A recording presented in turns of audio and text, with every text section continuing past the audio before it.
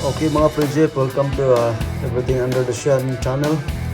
Uh, ito na, subukan natin itong OTG na pwede nating patugtugin yung ating gitara na wala pa tayong audio. Ang gitar lang ang maririnig nyo, at least marinig natin ang kanyang tunog. Kung ano anong meron sa mga effects ng Donor Hash iPro. So sinubukan ko ito sa iPhone para yung gitara connect natin sa iPhone para maka-record tayo kahit wala tayong kanta.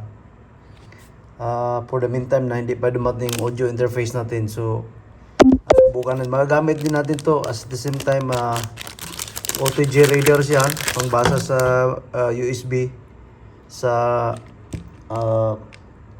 yung mga files natin sa USB or audio. So ito yung camera So dito tayo magpa-plug sa USB papunta doon sa gitara, ito papunta sa ating iPhone. So masubukan natin. So ito yung mga user manual niya na hindi natin ito basahin lahat kasi as far as instruction dito, ang nilalagay lang ay about sa USB na yung mga files na, kasi hindi man pwedeng yung USB natin na memory storage na USB plug natin diretso sa iPhone. Hindi man pwede kasi kailangan siya ng lightning cable. So dito, tapos dito ang labas. So makabasa siya, pero i-try natin ito sa audio kung ma-detect man niya yung gitara. Alright. Ito yung iPhone natin, Tapos ito yung OTG niya na adapter. Tapos ito dito to. Diyan connect. So itong dulo papunta doon sa ating guitar. So dito siya yung dulo nun. Dito yan papunta, ganun lang po kasimple ang ito. Dito yan sa USB-C, USB-C. Ganun lang po kasimple ang setup natin. So ngayon pakinggan natin, i-on natin tong gitara.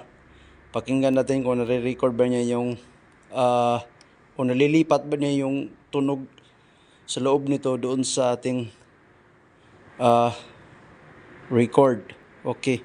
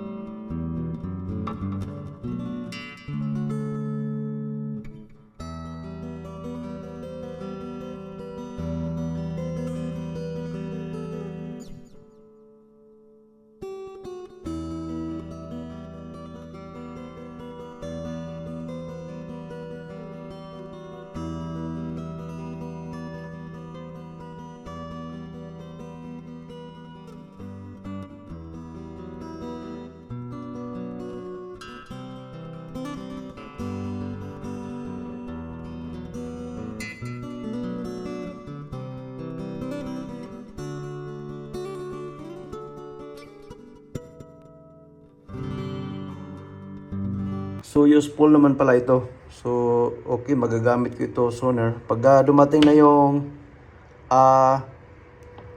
audio interface o sound card,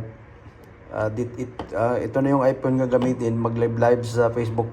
Mag-subscribe kayo ha, kasi gagawa ko ng page ko na puro lang kanta at may request. So hintayin ko lang yung audio card ko para mabuo na natin yung may kanta na at may gitara. So salamat at don't forget to like and share everything under the sun. Over and out.